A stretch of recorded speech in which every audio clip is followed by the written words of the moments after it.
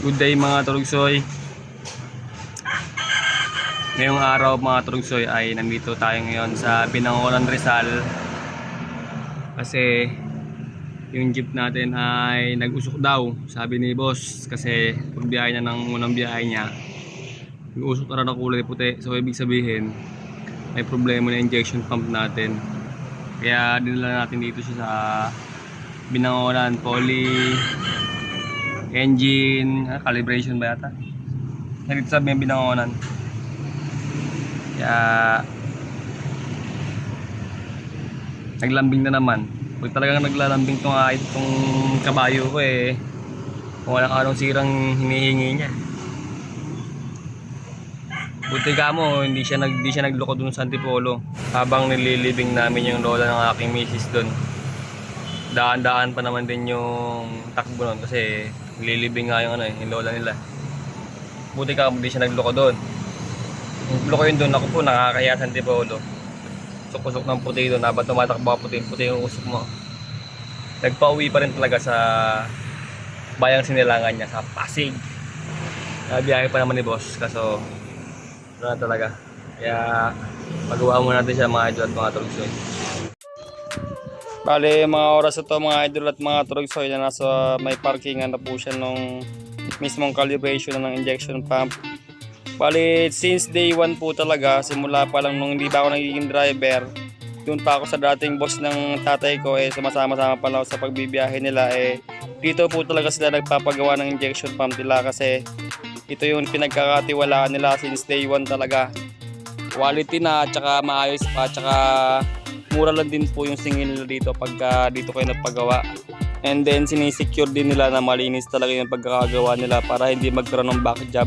Sa mga oras niya ay nililinisan na lang niya habang yung piyesang sira ay pinapagawa pa ng boss ko dun sa machine shop. Eto na, lumabas na yung PAMI natin ng 2024. So ibig sabihin ay narehistro na naman po ang ating jeep mga Turugsoy. Bale, habang pinapagawa pa ng boss ko yung sira ng ating injection pump doon sa my machine shop kasi di kayang gawin ng calibration yung sira ng ating sasakyan kasi wala sila pampalit. Ngayon ito ako ay dinidikit ko lang muna yung PAMI ng ating sasakyan kasi ibig sabihin nun ay bagong rehistro na naman po yung ating jeep mga Turugsoy. Kaya makakabiyahe na naman po tayo ng isang taon pa.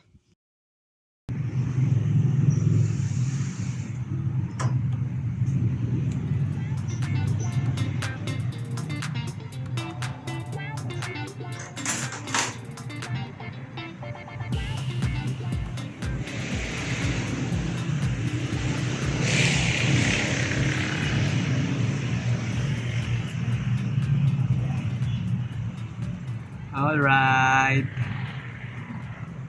At ayun, after ilang oras na paghihintay natin na matapos yung ating injection pump, ito si Bossing na gumagawa ng ating injection pump ay kinakabit niya na sa ating makina. And then ito sa mga puntong yan ay hinihigpitan niya na yung papunta sa ating nozzle dyan na tubo. And then pagkatapos yan maya ay start na po yan. And hindi naman niya tayo binigo at naayos naman niya ng maayos yung ating jeep mga Turugsoy dyan. Binibleed niya na yung injection pump natin. So successful naman po yung pagkakagawa niya. And after that ay i-start na po natin. Let's go!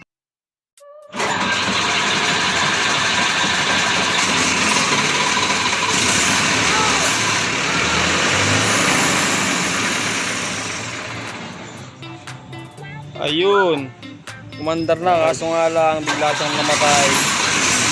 Kailangan meron kang kailangan i-adjust doon sa ating injection pump. At saka meron siya konting usok pero normal na yon pag unang andar at pagka malamig yung makina. Pagka may lumabas na usok na puti, okay na yun. At the second time around, ayan, na-adjust niya na. Okay na po mga Turugsoy, maandar na. At syempre, pagkatapos sa ating maghintay na mahabang oras, inaabot na rin naman tayo ng mga pasada walauna na ron. Syempre gutom na tayo. Kailangan na natin kumain, ano? ito, ulam ko nga po pala dito ay laing. Gata na laing. Napakasarap po nung pagkakaluto dito. Nakadalawang rice pa nga po ako niyan. At sobrang dami ng pagkakaserve na sa akin ng laing na yan. Kasi nga, ano daw yun, last pinakang huling-huli na raw yun. Wala na raw ibang kakain nun. Kasi pag ginawa pa niyang isang order lang, bale may matitira pa. Konti na lang daw matitira. Binuhos niya na sa akin lahat. Thank you po, idol. Thank you sa'yo, sir.